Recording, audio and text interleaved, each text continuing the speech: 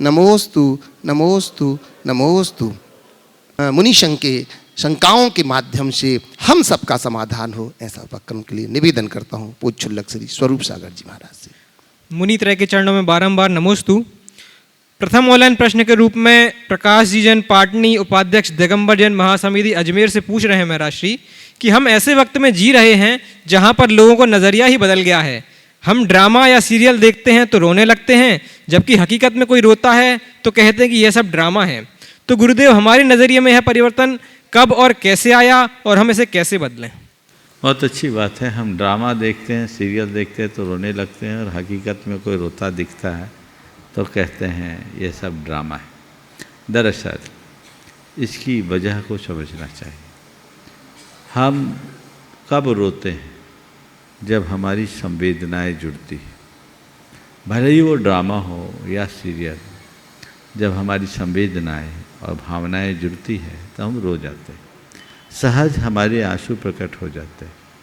लेकिन जब हकीकत में कोई रो रहा हो और हमारा मन उनके प्रति संवेदना से रहित है तो हमें वो ड्रामा दिखेगा, और यदि हमारे हृदय में उनके प्रति संवेदना होगी तो वास्तविकता दिखेगी। आज के इस बदलते हुए दौर में यदि सबसे अधिक कुछ बदला है, प्रभावित हुआ है, तो वह है मनुष्य की संवेदना। संवेदनाएं दिनों दिन छीन हुई, बड़ी ज़्यादा मोथली होते जा रही है। ऐसी छीन होती संवेदना ने मनुष्य को एक प्रकार से आत्मकेंद्रित बना दिया, उसे बड़ा निष्ठुर और निर्मम बना दिया। इसी की वजह से आज किसी का दुख देख करके भी हमारा हृदय द्रवीभूत नहीं होता। आवश्यकता है हम अपने अंदर की संवेदनाओं को जगाएं और जीवन की वास्तविकता का अनुभव करें।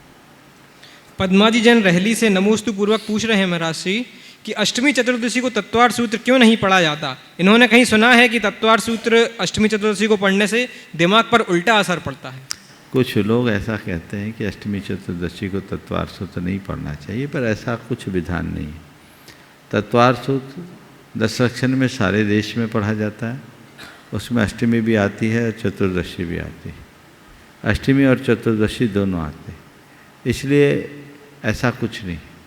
मूलतः सिद्धांत ग्रंथों के अध्ययन का निषेध है, सामान्य ग्रंथों का नहीं। तत्वार्थ सूत्र को आचार्य वीरसेन ने अध्यात्म ग्रंथ के रूप में उल्लिखित किया है, इसलिए तत्वार्थ सूत्र के साथ इसको जोड़ने का औचित्य नहीं।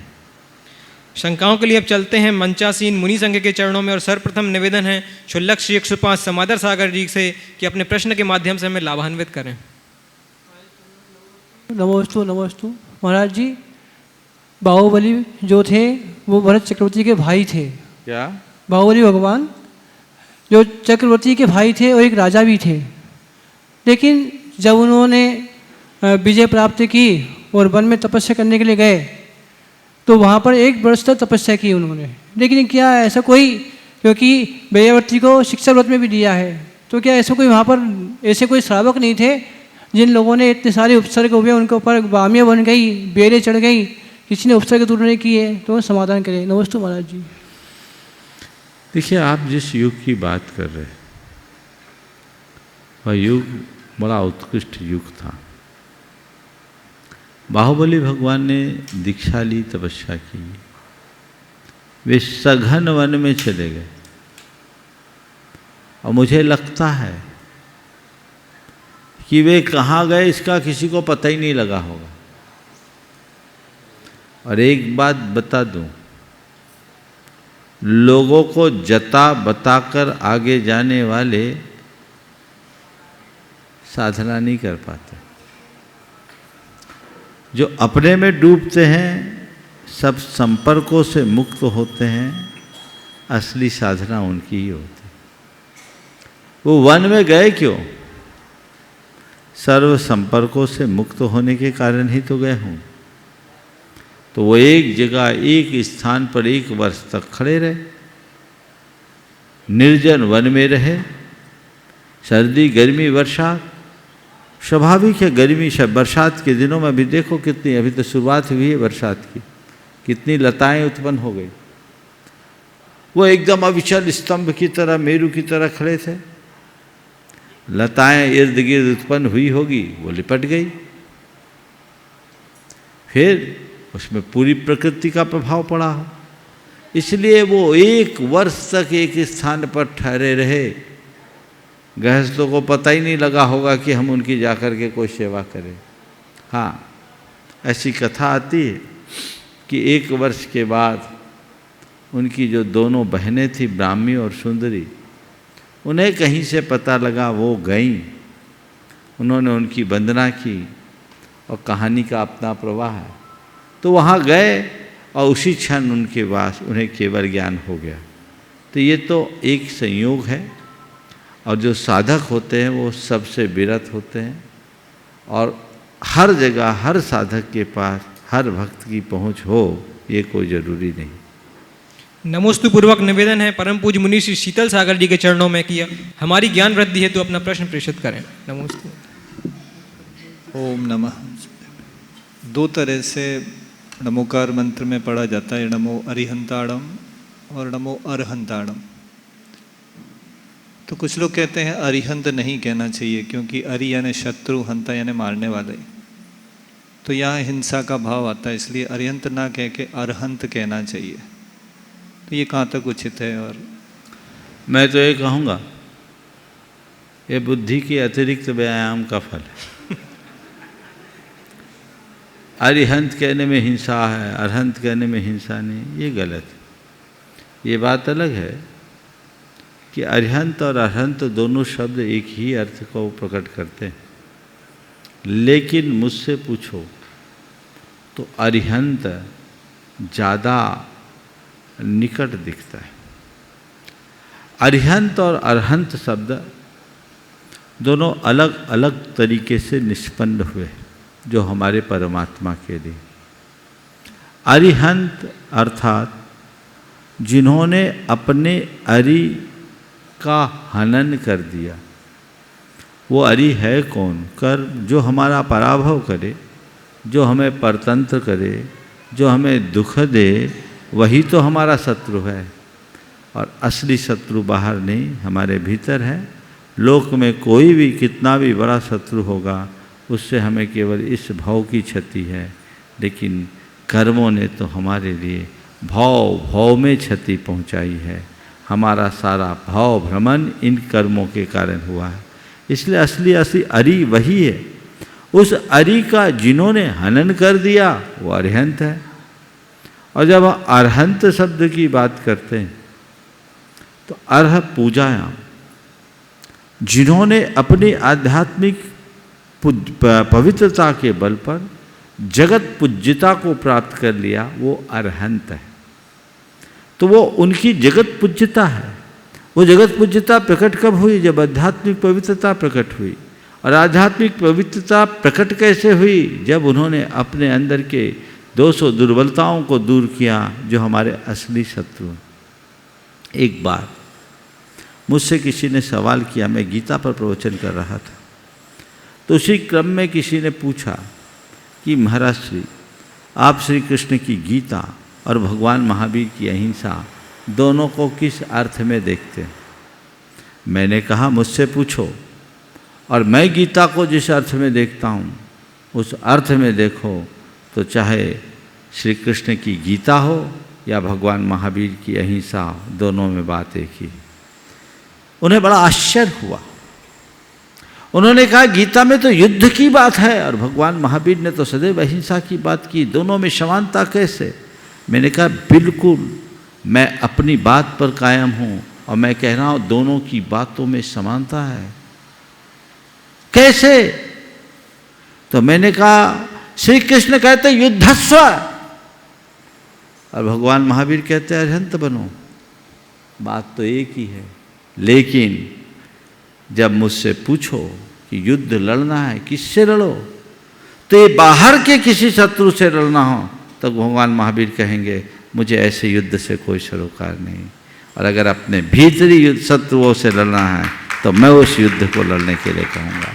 और सच्चे अर्थों में देखा जाए तो हमारे भीतर ही अर्जुन है, भीम है, नकुल है, सहदेव है, युधिष्ठिर है, श्री कृष्ण भी हमारे भीतर है, तो दुर्योधन, दुशासन और कर्ण जैसे लोग भी हमारे ही भीतर है। ये हमारे भीतर की वृत्ति है। हम लोग गीता के एक अर्थ को लेते जो बाहर के युद्ध के रूप में दिखता है, पर मुझे लगता है असल युद्ध तो भीतर का है, जो हमें विजय की प्रेरणा देता है। अपने दोषों और दुर्बलताओं से लड़ो, उन्हें दूर करो।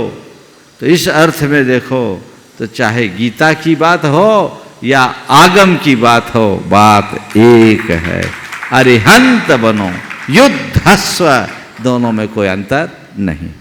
नमोस्तु पूर्वक निवेदन परम पूज्य मुनीषी निर्वेक सागर जी के चरणों में कि अपने प्रश्न के माध्यम से हमें भी बोधि की प्राप्ति कराएं। ओ मुनीश्री को नमोस्तु करते हुए, निश्चित ही संसारी जीव के जीवन में घटने वाली एक अनिवार्य घटना है, वह है मृत्यु। और आप कहते हैं मरना सबको एक दिन, अपनी अपनी बार। जब ये अनिवार्य घटना है ही, तो कुछ छोटे छोटे उत्तर सबका आप एक साथ दे देंगे। कि पहला प्रश्न ये है कि जब मरना अनिवार्य घटना है तो संसारी प्राणी इससे डरता क्यों है? दूसरा प्रश्न ये है कि कुछ लोग कहते हैं कि जब प्राण निकलते हैं तो बहुत कष्ट होता है, इसकी सत्यता कितनी है? और तीसरा यह है कि कथानक में सुनते हैं कि जब कोई मरता है तो यमराज लेने आता है। एक दृष्टांत आपने एक, तो यमराज वास्तव में आता जाता है कि नहीं, क्या है? और एक प्रश्न ये है, अकाल मरण होने पर कुछ लोग कहते हैं आत्मा भटकती रहती है, एक्सीडेंट वगैरह हो गया। इन सबकी सत्यता का रहस्य क्या है, कृपया बताएं। बहुत अच्छा सवाल पूछा है आपके। 4 सवाल हैं और चारों का क्रम से मैं उत्तर देता हूँ। मरना सबको एक दिन, अपनी अपनी बार, ये यथार्थ है, सब जानते हैं। फिर भी आपने पूछा है लोग डरते क्यों हो, मरने से डरते क्यों हो? केवल इसलिए क्योंकि लोगों को अपने जीवन से ज़्यादा मोह है। जीवन के प्रति जो उत्पन्न मोह है वही हमें मरने से डराता है। जीवन के यथार्थ को जानने नहीं देता, स्वीकारने नहीं देता। हम कहते तो है मरना सबको एक दिन, पर मन कहता है अभी मेरी अब बारी नहीं है, अभी तो दुनिया के और लोगों की बारी है, मेरी बारी तो तब आएगी जब और लोग मर जाएंगे, यानी सारी दुनिया के मरने के बाद मैं मरूँगा। आदमी आखिरी तक अपने आप को अमर बनाए रखने की कोशिश करता है। जीवन के प्रति उत्पन्न व्यामोहों के कारण मनुष्य मरने से डरता है। आपका दूसरा सवाल, मरने के बाद क्या था? आत्मा भटकती है, अकाल मरण। अकाल मरण तो चौथा था आपका, हटा। यमराज चौथा था। अकाल मरने के समय, प्राण निकलते समय कष्ट क्यों होते? बहुत से लोगों की धारणा है। देखिए, प्राणों के निकलने में कष्ट होता है ऐसी बात नहीं, पर किसी के प्राण निकलते देख लोगों को कष्ट जरूर होता है। प्राण तो एक क्षण में निकल जाते हैं। कोई जरूरी नहीं कि जिसके प्राण निकले वो कष्ट के साथ ही निकले। कई तो ऐसे होते हैं बैठे बैठे ही चले जाते हैं बिना कष्ट के। और अभी अभी कोविड के बाद तो कई ऐसे प्रकरण आए, बात करते करते ही चले गए, क्रिकेट खेलते ही खेलते चले गए, जिम करते ही करते चले गए, गाड़ी में किक मारते ही मारते चले गए। और एक भाई तो ऐसा हुआ अपना बाउचर काटते ही काटते चला गया दुकान में। कहाँ कष्ट? प्राण निकलने पर कष्ट हो ये कोई जरूरी नहीं, पर किसी के प्राण निकलते देखे तो कष्ट जरूर होता है, क्योंकि प्राण सबको प्यारे लगते हैं। प्राण हमारा धन है, धन से भी बड़ा है, सब कुछ है। तो जब किसी के पास थोड़ा धन होता है, वो अगर छूटता है तो कष्ट होता है। तो जीवन धन छूटने लगे तो कष्ट की अनुभूति तो होगी ही होगी। आपका तीसरा प्रश्न, क्या मरने के बाद ये आत्मा यमराज लेने आता है मरने के समय? जैन धर्म के अनुसार ऐसी कोई अवधारणा नहीं। जीवन और मृत्यु का बड़ा वैज्ञानिक संबंध है। हम जीते हैं जब तक हमारी आयु एक कर्म है, वो कर्म जब तक है तब तक हम जीवित रहेंगे, और आयु का क्षय हो जाने पर हम मरते। आयु क्षये न मरणम, जब तक हमारी आयु है हमको कोई हिला नहीं सकता, और आयु पूरी होने के बाद कोई जिला नहीं सकता। ये अकाट्य सत्य है। दिए में जब तक तेल है बाती जलेगी, तेल खत्म हुआ बाती दिया बुझ जाएगा। आज दिए के साथ और आयु के साथ इतना अंतर है कि हवा के झोंके से बाती बुझ जाए पर तेल बचा हो, लेकिन आयु कर्म के साथ ऐसा नहीं है। जब तक आयु कर्म का एक कण भी हो जीवन दीप जलता रहेगा। हाँ, अंतर ये होता है कि ये दिया समय पर भी बुझता है, असमय में भी बुझ सकता है। ये तेल है, तेल जल लेगा, अगर सही तरीके से जल रहा है तो अपनी पूरी आयु हम जिएंगे, और अगर गलत तरीके से तेल का प्रवाह निकला तो हम अल्प समय में भी अपनी आयु को पूरी कर सकते हैं। समझने के लिए आप लोग गैस जलाते हो, एक टंकी में 15.5 किलो गैस होती है, लगभग 20-25 दिन तो चलती होगी, 1 महीना चलती। अगर उसका बर्नर लीक करने लगे तो हाँ, और टंकी बस्ट हो जाए तो गैस जलेगी कि नहीं? जो गैस 1 महीने चलने वाली थी वो गैस 1 मिनट में भी खत्म हो सकती है। जो व्यक्ति 100 वर्ष जीने की योग्यता लेकर आया था वो 10 मिनट में भी मर सकता है। पर वो क्या करेगा? उसकी पूरी 100 बरस की आयु उसी 10 मिनट में स्वाहा हो जाएगी। एक जो मान्यता है, खासकर वैदिक मान्यता में ऐसी अवधारणा है कि किसी की अकाल मृत्यु हुई तो बची हुई आयु पर्यंत, मान लीजिए किसी की 80 साल की उम्र थी, वो 60 वर्ष की उम्र में मर गया, तो 20 वर्ष तक बिना शरीर के वो प्रेत योनि में भटकेगा। जैन धर्म में ऐसी मान्यता नहीं। जैन धर्म कहता है कि वो 60 वर्ष में ही वो अपनी 80 वर्ष की आयु को भोग कर मरेगा, और जल्दी भी ऐसा हो सकता है। आयु को भोग करके मरेगा, जब तक आयु का सद्भाव है वो मर नहीं सकता, और यहाँ मरेगा नए योनि में जाकर नए शरीर की रचना करेगा, नव जीवन धारण करेगा। इसमें कोई परिवर्तन नहीं है। यमराज, यमदूत ये केवल काव्य ख्याति है, ऐसा कोई देवता जैन धर्म के अनुसार मान्य नहीं है। ये सहज प्रक्रिया है जो स्वभाव से चलती है। इधर जन्म इधर मृत्यु, ये प्रक्रिया इस जीव के साथ अनादि से चलते आ रही है और ऐसे ही चलते रहेगी। मैं आवाज़ दे रहा हूँ आज हमारे बीच में, जिनकी रगों में स्वतंत्रता संग्राम सेनानी का वह संस्कारित खून प्रवाहित हो रहा है, ऐसे डॉक्टर रामचंद्र जी पूर्वे हमारे बीच में यहाँ उपस्थित हैं, जो बिहार विधान परिषद के उपसभापति हैं वर्तमान में। मैं निवेदन करता हूँ पूर्व मंत्री कि वो अपनी बात के माध्यम से पूज्य गुरुदेव के चरणों में अपनी बात रख रहे हैं। मैं साथ ही साथ निवेदन करूँगा डॉक्टर रजना जी पूर्वे, जो पूर्व प्रधान अध्यापक रहे हैं बिहार में, मैं निवेदन करता हूँ अपने प्रश्नों के माध्यम से अपनी बात। महामुनि श्री प्रमाण सागर महाराज जी एवं अन्य मुनिजनों को अपने परिवार की ओर से सत सत नमन एवं प्रणाम।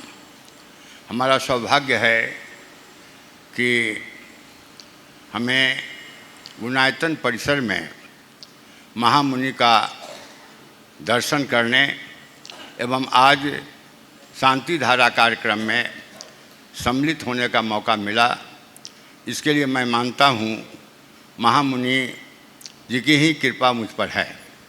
बहुत दिनों से मेरी इच्छा थी कि हम महामुनि से गुणायतन परिसर में दर्शन प्राप्त करें, क्योंकि मेरा मानना है कि गुणायतन के विषय में जो महामुनि से हम सुनते रहे, तो अंत में हम इस निष्कर्ष पर पहुँचे, गुणायतन और महामुनि एक दूसरे के पर्याय है। यानी गुणायतन महामुनि को सप्लीमेंट करता है और महामुनि गुणायतन को सप्लीमेंट करता है। मेरे मन में बहुत दिनों से यह जिज्ञासा रही है कि गुणायतन और गुणायतन मंदिर ऐसे आध्यात्मिक प्रोजेक्ट जिसको हम ड्रीम प्रोजेक्ट कहते हैं, इसकी परिकल्पना किस हेतु और कैसे महामुनि के दिमाग में आया, यह मेरी जिज्ञासा है। लेकिन उस जिज्ञासा का उत्तर प्राप्त करने के पहले हम पिछले, कभी कभी लोग कहेंगे कि पूर्ण और अपूर्ण, हम राजनीति में रहे हैं। स्वतंत्रता संग्राम परिवार मेरा जन्म हुआ, 9 साल तक हम मंत्री रहे और 9 साल तक मैं राष्ट्रीय अध्यक्ष राष्ट्रीय जनता पार्टी का रहा। जननायक कर्पूरी ठाकुर जी का आशीर्वाद और लालू प्रसाद यादव का विश्वास, हमारी पत्नी हैं, बराबर हमको सहयोग करती रही हैं। बाल बच्चा से भी सामान्य जन से सामान्य स्थिति में मैं अपने को सुखी मानता हूँ। लेकिन इस 80 वर्ष की उम्र में प्रवेश करने के बाद भी मैं अपने को अपूर्ण मानता हूँ। मुनि जी का करीब पिछले 6 वर्षों से शंका समाधान और प्रमाणिक वाणी कार्यक्रम को मैं सुनता रहा हूँ, लेकिन पूर्णता जीवन में प्राप्त नहीं हो पाई। और राजनीति में रहने के चलते, जैसे गीता के विषय में अभी आपने कहा इसके पूर्व है कि सर्व संबंध से विरक्त होना ही वैराग्य है। गीता में कहा गया है कि प्रवृत्ति से निवृत्ति की ओर कैसे बढ़ा जाए। तो राजनीति में रहना हमारी प्रवृत्ति है और राजनीति में रह करके हम निवृत्ति में हम कैसे पहुँचे, यह मेरे मन में एक सवाल है। लेकिन एक चीज़ ज़रूर मैं कहूँगा, जैसा कि आपने कहा कि स्वतंत्रता संग्राम परिवार से आते हैं, हमारे पिताजी हमारे पिता ही नहीं थे, वे हमारे लिए गुरु महाराज भी थे। बचपन से सत्य हरिश्चंद्र, भक्त प्रहलाद और ध्रुव की कहानी वे मुझे सुनाते रहे। महात्मा गांधी के रामगढ़ सम्मेलन में वे सम्मिलित हुए कांग्रेसी प्रतिनिधि के रूप में, महात्मा गांधी के विषय में भी कहते रहे। तो उसका एक संस्कार जिसको कहते हैं power of the past and force of the future, तो पिताजी के इस कहानी का संस्कार मुझको प्राप्त हुआ और उसी के कारण मैं आध्यात्मिक के प्रवचन में सम्मिलित होता हूँ। उसी के कारण मैं सानिध्य प्राप्त करना चाहता हूँ सभी धर्मों के मुनियों से। लेकिन आकर्षण पिछले 2-3 दिन पहले हमारा बेटा पूछा, मुनिवर कि हम लोग तो सनातनी हिंदू हैं, लेकिन आपको करीब 10 वर्षों से हम देख रहे हैं कि पहले आप महाप्रज्ञ जी का प्रवचन सुनते थे, बाद में आप श्रवण जी का सुनने लगे, इधर प्रमाण सागर जी का शंका समाधान सुनने के बाद ही आप सोते हैं 11 बजे, और सवेरे भी उनका जो प्रमाणिक वाणी है सुनते हैं। यानी आप में क्या विशेषता रखती है, क्या अलौकिकता रखती है कि आप जैन धर्म के प्रति इतनी गहरी रुचि इनके दर्शन में रखते हैं। तो हमने समझाने का प्रयास किया, जैसा कि आपने कहा कि अपरिग्रह और अहिंसा सभी धर्मों में समान रूप से, उसके एकांतवाद की जो व्याख्या जैन धर्म में है वह हमने कभी भी नहीं देखा। और इस अनेकांतवाद को ऊपरी तौर पर, मोटे तौर पर समझने के बाद मेरे मन में सभी धर्मों के प्रति संभाव पैदा हुआ। यही कारण है कि मैं जैन मुनियों को सुनता हूँ। विनोबा जी ने भी कहा कि बौद्ध धर्म और जैन धर्म में अंतर, बौद्ध धर्म सरफेस को टच करता है, लेकिन जैन धर्म गहराई तक पहुँचाने का काम करता है और गहराई तक पहुँच करके जीवन को सार्थक बनाना ही जैन धर्म का सिद्धांत है। कल हम लोग का एक प्रोग्राम है शिखर पर पहुँचने का, शिखर पर जाने का, तो आशीर्वाद मिले कि सफलतापूर्वक वहाँ पर हम पहुँच सकें। और आपका आशीर्वाद तो हम लोग को बराबर मिलता रहा है, ताकि जीवन के अंत के पहले पूर्णता का आध्यात्मिक संबोध हम में हो सके, इसी आकांक्षा के साथ पुनः हम आपके चरणों में शीश नवाते हैं, सत सत प्रणाम करते हैं। बहुत बहुत अच्छे उद्गार पूर्वे जी ने अभी आप सबके बीच प्रकट की। मैं कहूँगा कि राजनीति के क्षेत्र में रहने वाले की सोच में यदि अध्यात्म प्रेरित धर्म हो जाए तो पूरे हिंदुस्तान का नक्शा ही बदल जाए। जैसी भावना आपकी है, मैं तो रोज़ ये भावना भाता हूँ कि राजनीति के क्षेत्र में ही नहीं, जिनके हाथों में सत्ता की बागडोर है, हर किसी की यही भावना होनी चाहिए। हम रोज प्रार्थना करते हैं, धर्मधारी हो नरेशा। जिनके हाथ में सत्ता की डोर है वे सब अध्यात्म प्रेरित धर्म से जुड़े।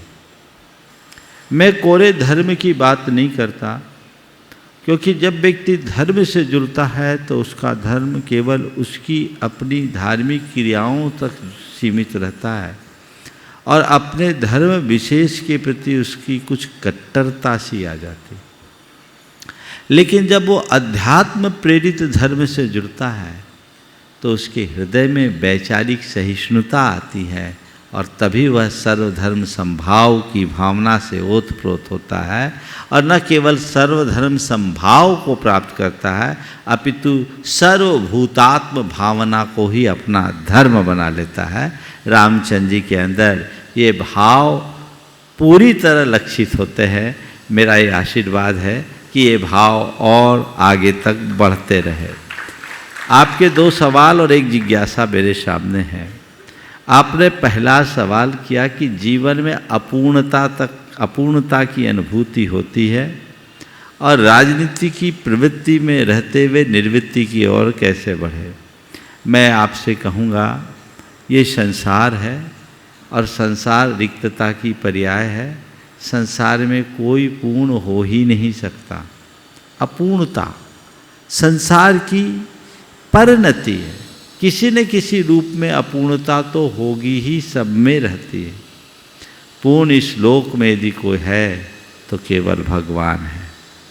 इसलिए हम अपूर्ण हैं, इसके लिए हमें कोई दुख नहीं करना, पर हम पूर्णता के मार्ग पर चल सकते हैं। हमें एक अवसर है, इसकी खुशी का अनुभव करना चाहिए। मैं तो आपसे कहूँगा, आपने अपने जीवन का बहुभाग बहुत अच्छे से व्यतीत किया। ऐसी साधना और ऐसी भावना भाव कि जीवन का पूर्ण फल प्राप्त कर सके। और उसके लिए यद्यपि आपको हो सकता है थोड़ा असहज लगे या अटपटा भी लगे, लेकिन एक ही भाव रखो, मेरा अंत भगवान का नाम जपते हुए गुरु चरणों में हो, अस्पताल में ना। वही हमें पूर्णता प्रदान करेगा। जो अंतिम क्षणों तक इस स्मरण से जुड़ा रहता है, उसका अपूर्ण जीवन पूर्ण बन जाता है। वही लक्ष्य हमें रखना है। इसलिए हम लोग कहते हैं, दिन रात मेरे स्वामी मैं भाव ना ये भाऊं, देहांत के समय में तुमको न भूल जाऊं। बस ये स्मरण आप बार बार करिए तो यह आपकी अपूर्णता को पूर्णता की ओर बढ़ाएगी। दूसरी बात, राजनीति में रहते हुए निर्वृत्ति से कैसे जिए। बस मैं एक बात कहता हूँ, दो तरह से लोग राजनीति के क्षेत्र में आते हैं। आजकल ज़्यादातर लोगों में दिखता है जो राजनीति को एक पेशा मानकर करते हैं। और मैं आपसे कहूँगा, राजनीति को पेशा मानने की जगह राजनीति को कर्तव्य मान करके करने लगो, प्रवृत्ति में भी निर्वृत्ति होगी। मुझे अनुकूलता मिली है, मेरे साथ ऐसी व्यवस्थाएं हैं कि मैं इस क्षेत्र में आगे बढ़ा हूँ, मुझे जनता का प्रतिनिधित्व करने का सुअवसर मिला है, तो ये समझ लो प्रकृति ने मुझे एक मौका दिया है जन सेवा करने का। ये मेरा कर्तव्य है, ये मेरा दायित्व है, जिसे मुझे निष्काम वृत्ति से पूरा करना है। यदि ऐसा हो जाए तो राजनीति में रहते हुए भी एक संत की तरह स्थापित हो सकता है, और ऐसी भावना सब में होनी चाहिए। अब आपकी मूल भावना कि गुणायतन की परिकल्पना मन में कैसे आई? देखिए, सम्मेद शिखर जी की वंदना के लिए जब मैं 2005 में आया था, मध्य प्रदेश में 22 वर्षों तक रहने के बाद इधर आना हुआ था। मेरी एक ही भावना थी कि मुझे सम्मेद शिखर की वंदना करके इधर से निकल जाना है। लेकिन जब मैंने यहाँ देखा तो मुझे लगा इतना पवित्र तीर्थ स्थल है, हजारों लाखों लोग यहाँ आते हैं, तो यहाँ कुछ ऐसा कार्य हो जो पूरे समाज का गुणात्मक परिवर्तन कर सके। यहाँ आकर के लोग केवल पूजा पाठ तक सीमित न रहे, यहाँ आए हैं तो कुछ ऐसा घटित हो जो उनके जीवन में आमूल चूल परिवर्तन ला सके। तो मैंने सोचा, आज के समय में, आज की पीढ़ी को हम धर्म की बातें सीधे सीधे कहते हैं तो उन्हें कम हजम होती। आज का युग टेक्नोलॉजी का युग है, तो हमें टेक्नोलॉजी का प्रयोग करके धर्म और अध्यात्म की बात परोसना चाहिए। बस उसी भावना और प्रेरणा की अभिव्यक्ति है गुणायतन। और तब हमने सोचना शुरू किया। 2007 से ये विचार मन में आया, 2006 में ये विचार मन में आया, 7 से प्रक्रिया शुरू हुई, 8 में इसकी शुरुआत हुई, और इस बीच ये रूप बढ़ते बढ़ते आज इतना बृहद रूप बन रहा है, जो मुझे लगता है कि ये गुणायतन एक ऐसा प्रतिनिधि संगठन के रूप में विकसित होगा, जो पूरे समाज के गुणात्मक परिवर्तन का आधार बनेगा। यहाँ पर आपने तो देखा ही होगा, और अभी बहुत सारी चीज़ें हैं जो शायद आपने नहीं देखी। ऐसी व्यवस्था कीजिए सुभाष जी कि इनको और जो अंतरंग चीज़ें हैं वो ज़रूर दिखाया जाए। ये पटना में मिले थे, उसके बाद यहाँ आना हुआ। वो आज की टेक्नोलॉजी के आधार पर जहाँ एक सोरिंग राइट का निर्माण होने जा रहा है, उसकी एक झलक आज शंका समाधान के बाद तो यहाँ दिखाई दें, जिसका नाम है समोशरण दर्शन, सीधे परमात्मा के साक्षात्कार का एहसास। और दूसरा, यात्रा आत्मा से परमात्मा की, जहाँ व्यक्ति चतुर्गति भ्रमण से लेकर मोक्ष गमन तक की पूरी कहानी जान सकेगा। व्यक्ति को समझ में आएगा कि मेरे जीवन की भूल क्या है, मैं क्या हूँ, कैसा हूँ, मुझे कैसा रहना चाहिए। ये सब बातें व्यक्ति को ऐसा दिखेगा जैसे उसके साथ घटित हो रहा है। एक बहुत बड़ा ट्रांसफॉर्मेशन होगा, मुझे पूर्ण विश्वास है। और आने वाले दिनों में मुझे पूरा भरोसा है कि अभी सम्मेद शिखर को लोग केवल एक जैन तीर्थ के रूप में देखते हैं। आने वाले समय में चाहे वो जैन हो या अजैन, दुनिया के कोने कोने से लोग आएंगे और एक बड़े ट्रांसफॉर्मेशन सेंटर के रूप में देखेंगे। गुणायतन उनके पहचान का आधार होगा। ये चीज़ें हैं, और अब ज़्यादा समय नहीं है, जल्दी वो आकार लेने वाला है। कल आप वंदना के लिए जाएंगे, मेरा बहुत बहुत आशीर्वाद है। ये आपकी वंदना आपके जीवन की एक श्रेष्ठ उपलब्धि के रूप में बदले। दूर रह करके ऐसी भावना लेकर आप आए हैं, आपकी भावना फलवती हो। इस पर्वत की अपार महिमा है। हमारे 24 में से 20 तीर्थंकरों की निर्वाण स्थली है। हमारे यहाँ इसके कण कण को पूज्य और पवित्र माना जाता है, और उनमें ऐसा कहा जाता है, एक बार बंदे जो कोई, ताहि नरक पशु गति नहीं होई। ऐसी पवित्र स्थल की आप वंदना करेंगे, निश्चित ही आपकी बड़ी उपलब्धि है। और रामचंद्र जी से मैं एक बात और कहूँगा, कल एक सूचना यहाँ पर दी गई थी। राजस्थान की सरकार ने एक अच्छा काम किया। राजस्थान राज्य श्रमण संस्कृति बोर्ड का गठन किया। आपको ये पूरा ध्यान में होगा, विगत दिनों से पूरी जैन समाज उद्वेलित है एक जैन मुनि की निर्मम हत्या के कारण, जिन्हें उन्हें करंट लगाकर मारा गया और उसके बाद उनके टुकड़े टुकड़े कर दिए गए। जैन समाज की ये मांग थी। इस मांग को अशोक गहलोत जी की सरकार ने बहुत तत्परता से आगे आकर के किया और कल उसका नोटिफिकेशन, परसों नोटिफिकेशन जारी हो गया।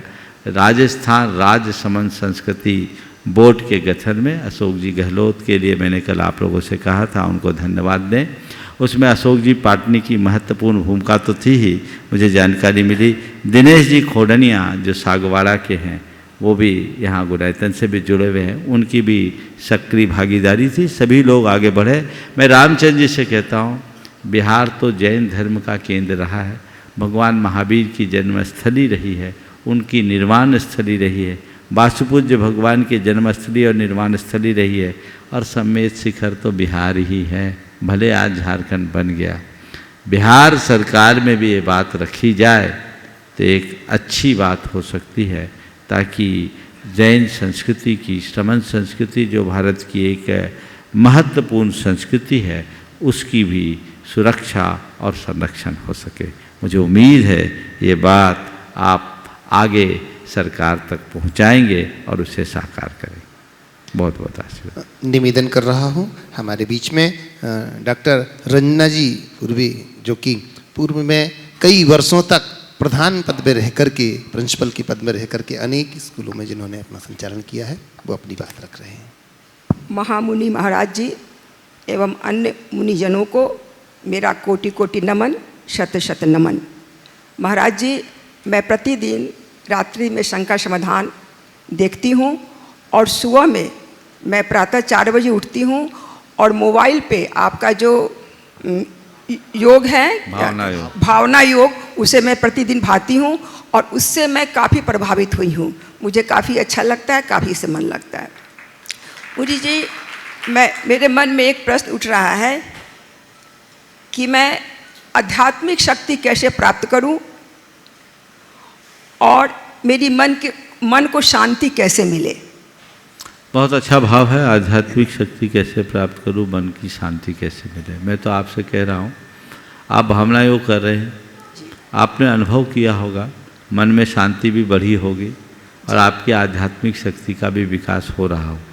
उत्तरोत्तर करते जाइए, धीरे धीरे गुणात्मक विकास अपने आप होगा।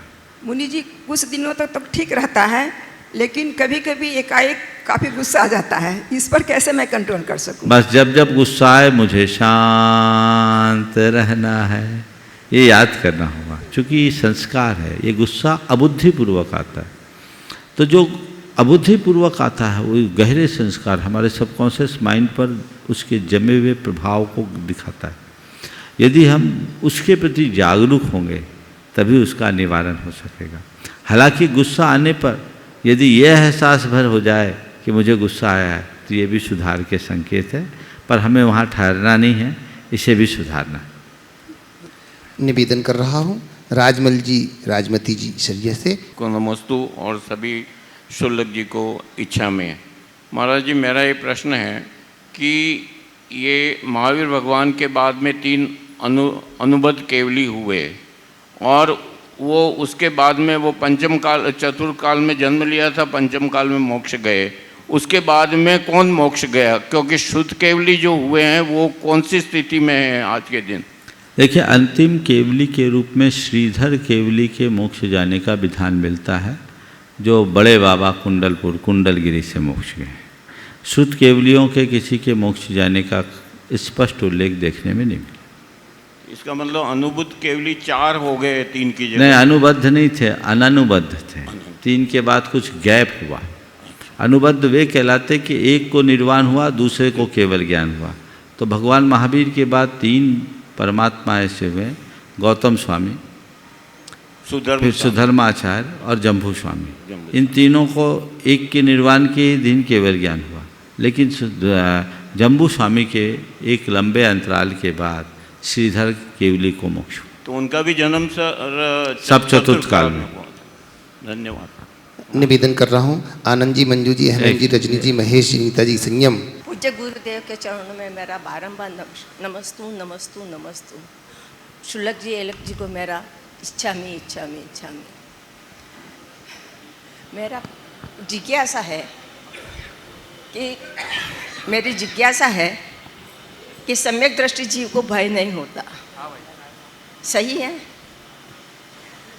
हम स्वाध्याय करते हैं, अपने देवशास्त्र पर पूरी श्रद्धा रखते हैं, भय कम हो रहा है, लेकिन फिर भी मन विचलित क्यों होता है? बहुत अच्छा, आपके बहुत अच्छा सवाल है कि सम्यक दृष्टि को भय नहीं होता।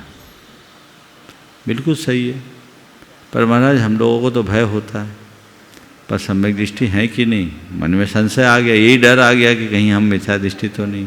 देखिए, सम्यक दृष्टि की दो स्तर, एक प्रवृत्ति में जीने वाले और एक निर्वृत्ति में जीने वाले, एक सराग और दूसरे बीतराग। जो बीतराग होते हैं वो पूरी तरह निर्भय होते हैं, लेकिन जो प्रवृत्ति में जीने वाले हैं, जो राग सहित हैं, गृहस्थ हैं, आम लोग हैं, उनमें भय होता है, पर वो भयातुर नहीं होते। सही बात। भय एक स्वाभाविक प्रक्रिया है। हम सड़क पर चल रहे हैं, गाड़ी सामने से आ रही है तो सतर्क हो जाए कहीं कोई एक्सीडेंट ना हो। सीढ़ी से उतर रहे, संभल कर उतरे, ये सतर्कता है।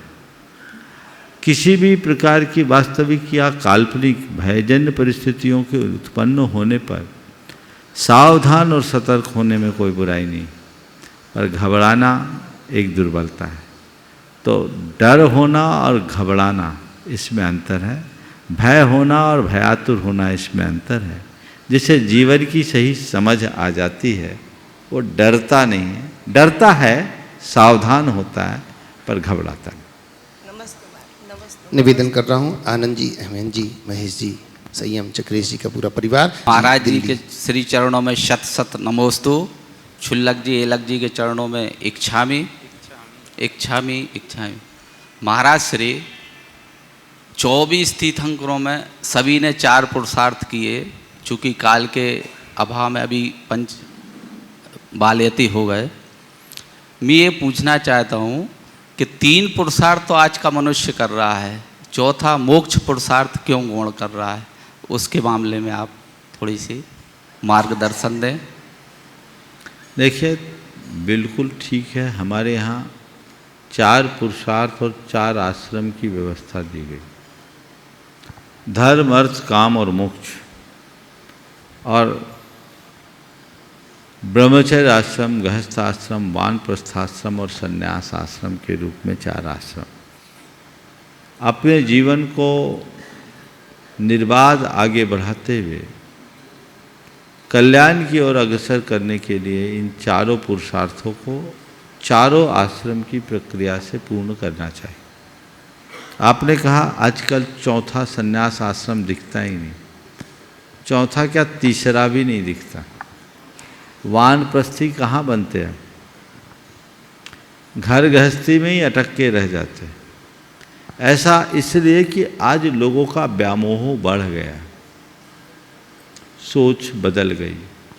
पहले हर व्यक्ति एक ही भाव रखता था कि मनुष्य जीवन मेरे लिए एक अवसर है और मुझे ये जीवन पाकर आत्म कल्याण करना है। अब आज के लोगों को वो भाव देखने में नहीं आता, इसलिए लोग चिपके रहते हैं और घर में अपनी दुर्दशा कराते हुए भी वहीं रहना चाहते, आगे नहीं बढ़ते। हमसे एक बार किसी ने सवाल किया कि महाराज जी, आजकल बुजुर्गों की, बड़े बुजुर्गों की घर में जैसी उपेक्षा होती है, क्या पहले भी ऐसी होती थी? हमने कहा बच्चे उपेक्षा करें उससे पहले ही वो निकल जाते थे। उपेक्षा करे उससे पहले ही वो निकल जाते थे, आज आखिरी तक चिपके रहते हैं, सो दुर्गति होती। तो एक व्यवस्था जो हमारे शास्त्रों में दी है वो होनी चाहिए। एक समय तक घर गृहस्थी का संचालन करो और उसे पूर्ण करने के बाद अपना रास्ता हमें अपने स्वयं के उत्तरदायित्व के लिए करना चाहिए, पूर्णता के मार्ग पर आगे बढ़ना चाहिए। निवेदन कर रहा हूँ विजय साधना जी समाज की तरफ। गुरुदेव नमोस्तु। एलक जी, छुल्लक जी महाराज के चरणों में इच्छामी। गुरुदेव, एक पुस्तक में पढ़ने में आया था कि प्रतिशोध मन की प्रमुख क्रिया नहीं है। प्रतिशोध मन की प्रमुख क्रिया नहीं है, यह केवल प्रतिक्रिया है। लेकिन गुरुवर प्रतिशोध की भावना तो मन की ही उपज होती है, बहुत अच्छा। तो इसे कैसे समझा जाए? प्रतिशोध मन की सहज क्रिया नहीं है, ये एक प्रतिक्रिया है। बिल्कुल सही है, क्योंकि सहज में कोई प्रतिशोध नहीं होता, ये प्रतिक्रियात्मक ही परिणति है। हम कब प्रतिशोध की भावना लेते हैं? जब किसी की बात हमें चुभती है, तो जो चुभन हुई उसकी प्रतिक्रिया है। यदि हम क्षमा कर लें तो कोई प्रतिक्रिया नहीं। तो ये प्रतिशोध एक नकारात्मक आवेग है। हमें इससे बचने का सबसे अच्छा रास्ता है वो क्षमा भाव को विकसित करना। लेकिन गुरुदेव वो तो बहुत मुश्किल है। मुश्किल है, लेकिन रास्ता भी वही है। प्रतिशोध तो एक अग्नि है, एक बार जलती है तो सामने वाले को भस्म कर देती है।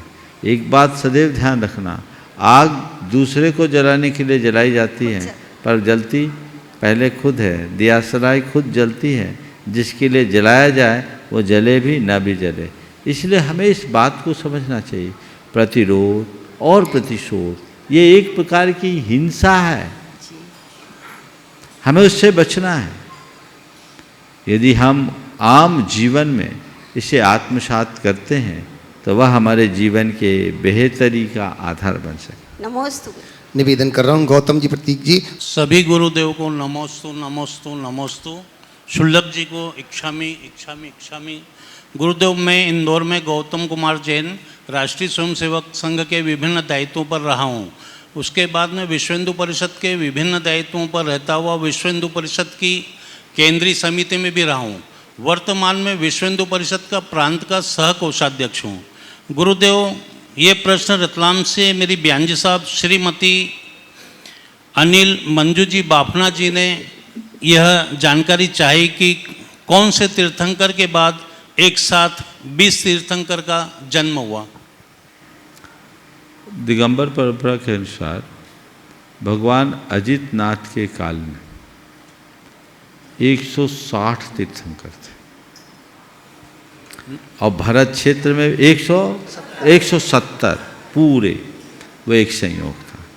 माने उस काल में 20 तीर्थंकर भी थे, ऐसा कह सकते। नमोस्तु नमोस्तु। निवेदन कर रहा हूँ प्रशांत जी से कहिए।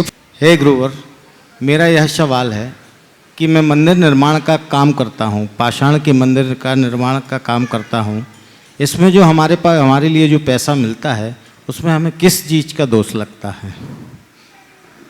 देखिए, मंदिर के निर्माण का आप कार्य करते हैं तो आप ये सोचें कि मैं मंदिर के निर्माण में अपना योगदान देता हूँ। चूँकि आप आर्किटेक्ट हैं तो आर्किटेक्ट ही आपका पेशा है। अब आपको लगेगा कि मंदिर की कंसल्टेंसी दे रहा हूँ और पैसा ले रहा हूँ, ये पाप है?